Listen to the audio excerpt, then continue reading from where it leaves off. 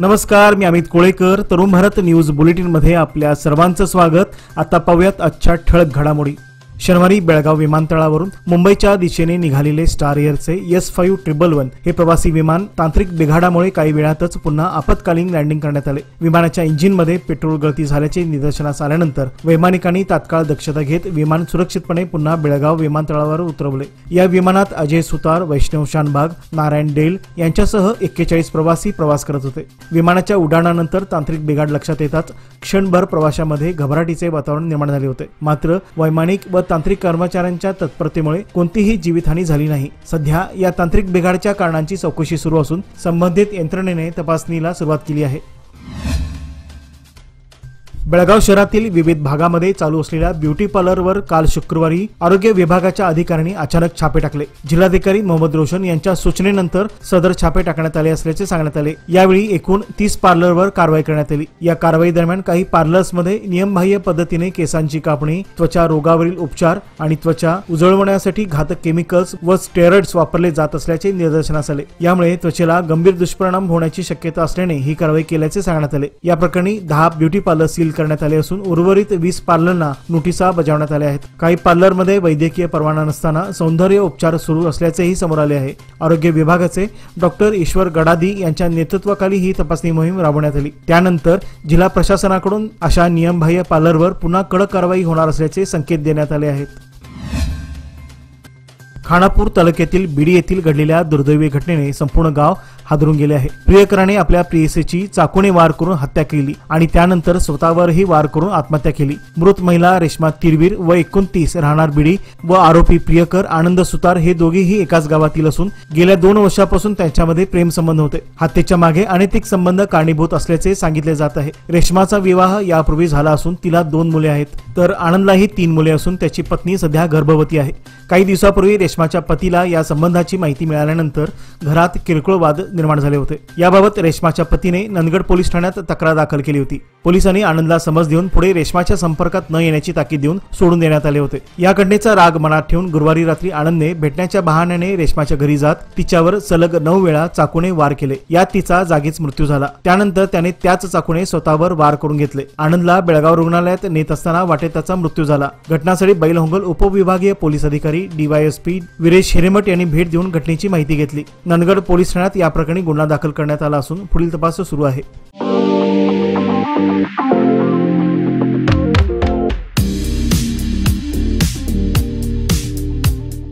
Shravan मासानिमित्त DK Herekar jewellers सादर करीत आहेत अनोखी आणि अविस्मरणीय अशी खास ऑफर. 10,000 किमतीचे चांदीचे दागिने खरेदी करा आणि मिळवा विनामूल्य 0.100 मिलीग्रॅम सोन्याचे नाणे अगदी मोफत. नियम व अटी लागू. या सुवर्णसंधीचा लाभ घेण्यासाठी आजच संपर्क साधा. पत्ता DK हेरेकर ज्वेलर्स, श्री विठ्ठल भवन, संयुक्त महाराष्ट्र चौकाजवळ, खडे बाजार बेळगाव, तसेच तेली पाटील गल्ली, शहापूर बेळगाव.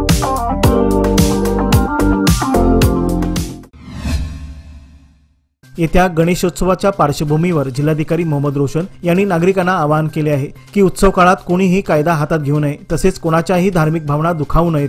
शनिवार दिनांक 16 ऑगस्ट रोजी शहरातील कुमार गंधर्व रंगमंदिरात पार पडलेल्या पूर्वतयारी बैठकीत जिल्हाधिकारी रोशन बोलत होते. या बैठकीत त्यांनी सांगितले की बेळगावचा गणेशोत्सव हा ऐतिहासिक असून सर्वांनी सौहार्दपूर्ण वातावरणात हा सण साजरा करावा. यंदाही माझ्या कार्यालयात मी स्वतः गणपतीची प्रतिष्ठापना करणार आहे. ते पुढे म्हणाले की प्रशासनाकडून आवश्यक त्या सर्व उपाययोजना करण्यात येतील, मात्र नागरिकांनी सहकार्य करून शांतता व कायदा सुव्यवस्था राखावी हीच अपेक्षा आहे. या बैठकीस पोलीस आयुक्त भूषण बोरसे, बेळगावातील सर्व सार्वजनिक गणेशोत्सव मंडळाचे अध्यक्ष, कार्यकर्ते, राजकीय नेते तसेच प्रशासकीय अधिकारी मोठ्या संख्येने उपस्थित होते.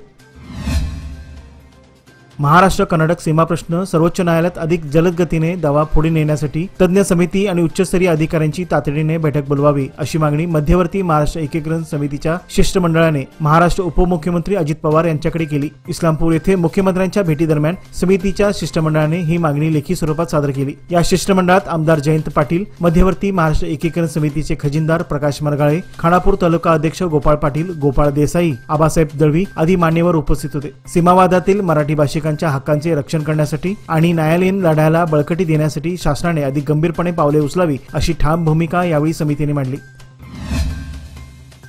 बेळगाव शहरातील विकास प्रकल्पांना गती मिळवून देणाऱ्या 2 महत्त्वाच्या इमारती, नवीन जिल्हाधिकारी कार्यालय आणि पत्रकार भवन यांचे उद्घाटन पुढील महिन्यात मुख्यमंत्री सिद्धरामय्या यांच्या हस्ते होणार आहे। या दोन्ही प्रकल्पासाठी शासनाने मोठ्या प्रमाणावर निधीची तरतूद केली आहे। जिल्हाधिकारी कार्यालयाच्या नवीन इमारतीसाठी 55 कोटी रुपये तर पत्रकार भवनसाठी 10 कोटी रुपये सार्वजनिक बांधकाम विभागाकडून मंजूर करण्यात आले आहेत। या उद्घाटनाबाबत माहिती देताना बेळगाव जिल्हा पालकमंत्री सतीश जारकिहोळी म्हणाले की हे प्रकल्प प्रशासन व प्रसार माध्यमांच्या कार्यक्षमतेत लक्षणीय वाढ घडवतील। तसेच त्यांनी यावेळी सांगितले की सौदत्ती यल्लमा मतदारसंघासाठी 215 कोटी रुपयांचा विकास आराखडा तयार करण्यात आला असून पाटबंधारे प्रकल्पांतर्गत 1 लाख हेक्टर क्षेत्राला पाणी पुरवठा करण्याचे उद्दिष्ट ठेवले आहे।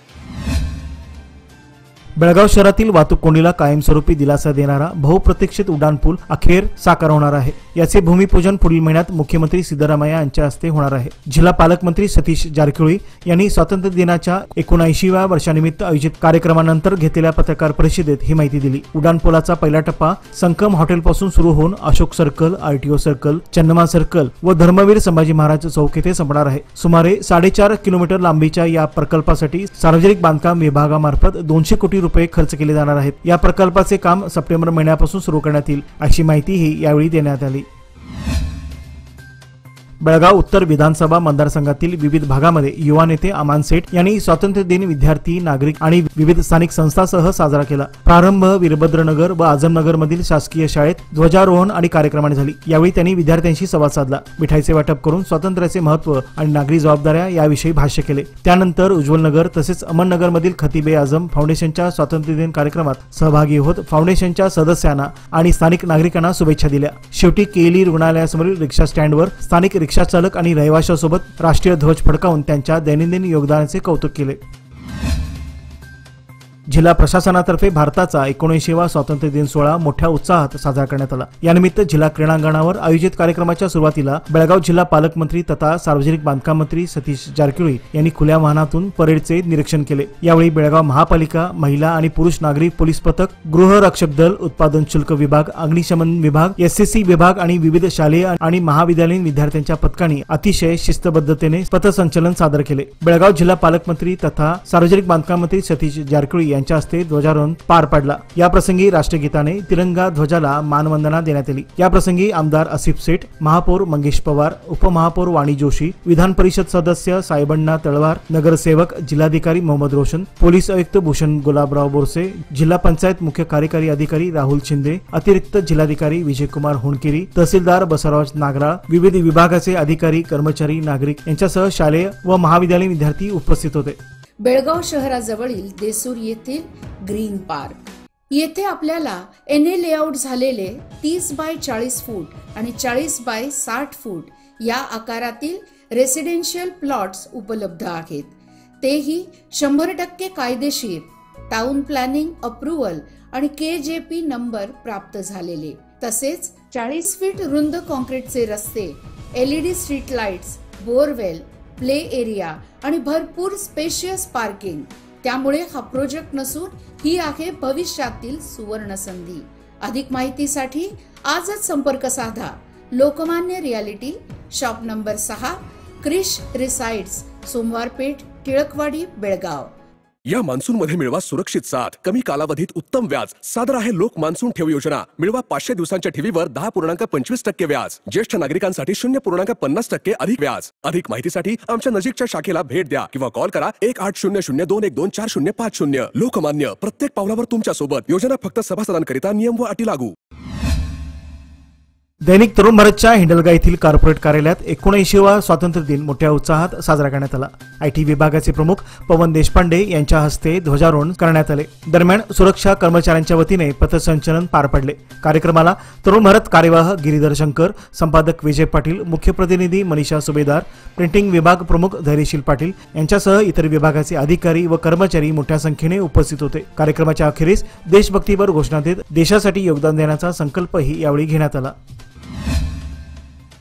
अणमोड घाटातील रस्ता कोसळल्यानंतर प्रशासनाने 5 जुलैपासून सर्वसामान्य वाहनांसाठी घाटमार्ग बंद केला आहे. 1.5 महिना उलटूनही मार्ग अद्याप बंदच आहे. त्यामुळे वाहनधारक आणि व्यापाऱ्यांमध्ये तीव्र नाराजी पसरली आहे. निर्णयाचा मोठा फटका गोव्यातील नागरिकांना बसत असून पर्यायी मार्गामुळे वेळ आणि खर्च दुपटीने वाढला आहे. सध्या घाटामध्ये तात्पुरते मजबूतीकरण करण्यात आले असून वाहन चालकाकडून एकेरी वाहतुकीस परवानगी देण्याची मागणी होत आहे. रस्त्याच्या दोन्ही बाजूला होमगार्ड तैनात करून मर्यादित वाहनांना प्रवेश देण्यात यावा अशी ठाम भूमिका वाहन चालकांनी केली आहे. आता प्रशासन या मागणीला किती प्रतिसाद देतं हे पाहणं महत्त्वाचं ठरेल.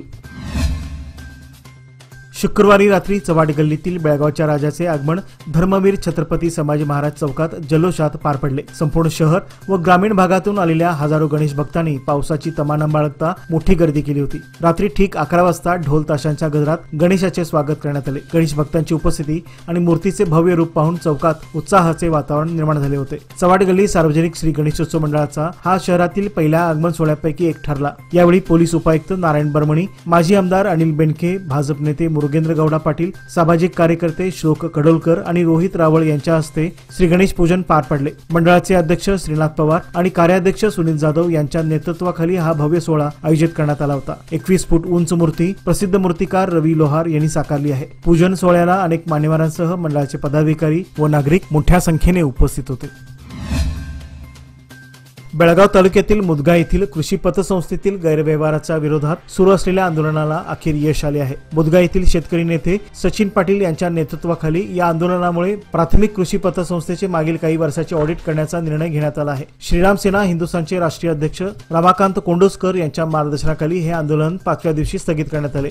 त्यामुळे नियोजित रास्ता रोको आंदोलनही मागे घेण्यात आले आहे. डीसीसी बँकेचे अधिकारी ARCA काझी आणि DR राजेंद्र पाटील यांच्या माध्यमातून पतसंस्थेचे ऑडिट लवकरच होणार आहे. शेतकऱ्यांना बिनव्याजी कर्जाचे वितरण उद्यापासून सुरू केले जाणार आहे.